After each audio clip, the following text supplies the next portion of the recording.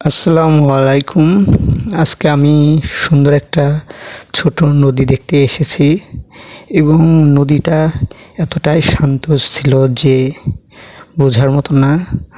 এটার গভীরতাও অতটা ছিল না, কারণ এই নদী কিছু সময়ের জন্য পানি থাকে শুধু।